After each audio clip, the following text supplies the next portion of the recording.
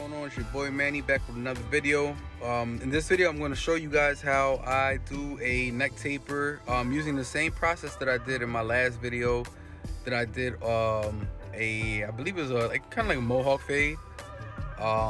Very simple process, just using the guards in consecutive order and blending down from all of them. So go ahead and get right into it. Right now I'm using the clipper in the closed position just to create my first guideline. Now I've got the half guard, same thing in the closed position to create the next guideline.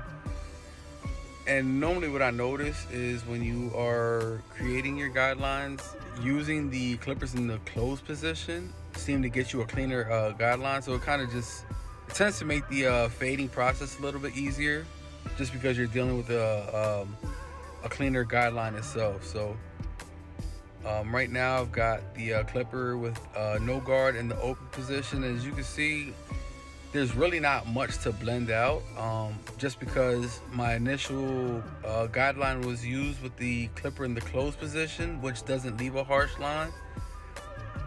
So it's more just kind of going through and just tapping at little spots here and there, just to kind of create that gradient blend that I'm looking for.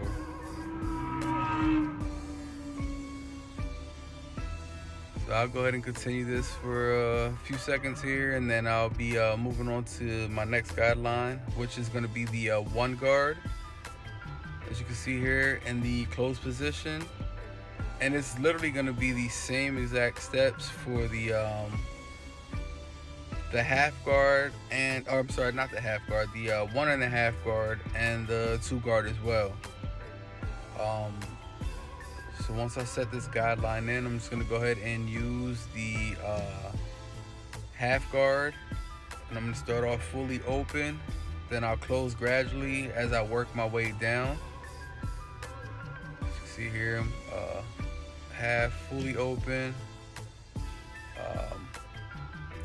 I'm gonna work my way down from that guideline that I made with the one guard close. Just tapping at the line that's there. I'll be closing it up little by little, just to kind of get rid of that line. And if you have problems taking the line out, slow down a little bit. Just kind of let the clipper do the work, as opposed to, like, I know the flicking action and C motion action looks cool, and when you can work fast, and but sometimes just slowing it down a little bit will actually allow you to get certain lines out or certain dark spots out.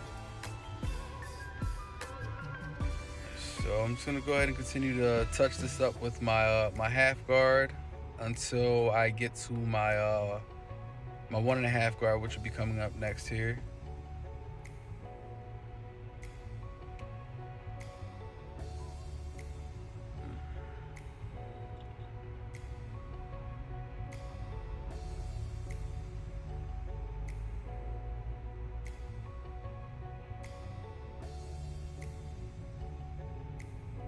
And in this process right here, I'm just doing like a lot of corner work, feathering.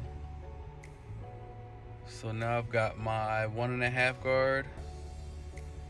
Go ahead and make another guideline about a ½ inch high, and then I'm gonna go ahead and use my 1 guard open. I'm gonna go ahead and take that right up underneath where I made this guideline right here with my 1.5 guard. Then I'm gonna gradually work my way down, closing the blade up as I work my way down.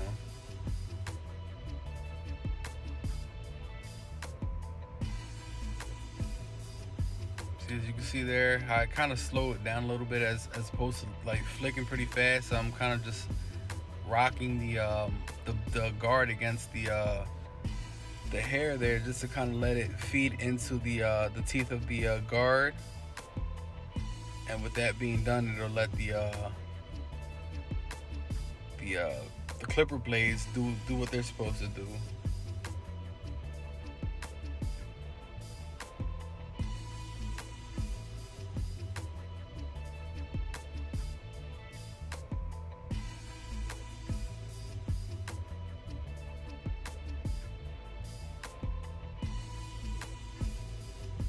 now I've got the 2-guard on.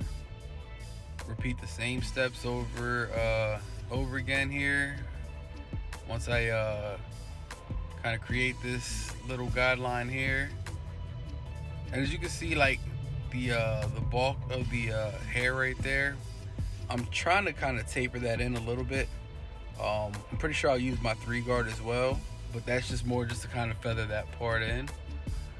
Right now I've got the 1.5 guard on, and I'm gonna do the same thing. I'm gonna just go ahead and work my way down, just kind of cleaning things up a little bit.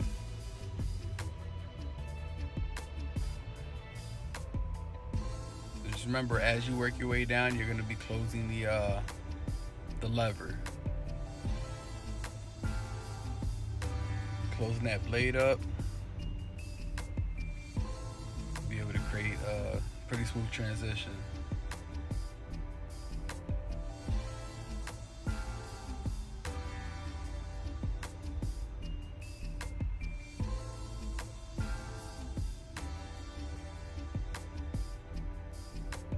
Alright, so now I've got my 3-guard on there, and now I'm just kind of feathering right into the highest length of the hair on the sides there. Now I've got my 2-guard back on. Let me just do the same exact thing that I've been doing with the other guards.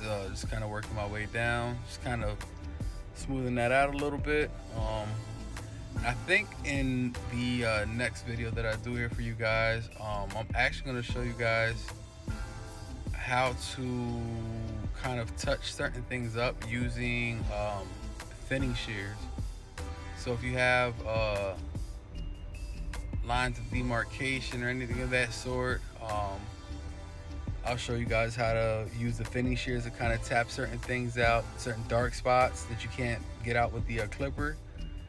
Show you how to use the thinning shears for that. It's actually a technique that I just learned myself,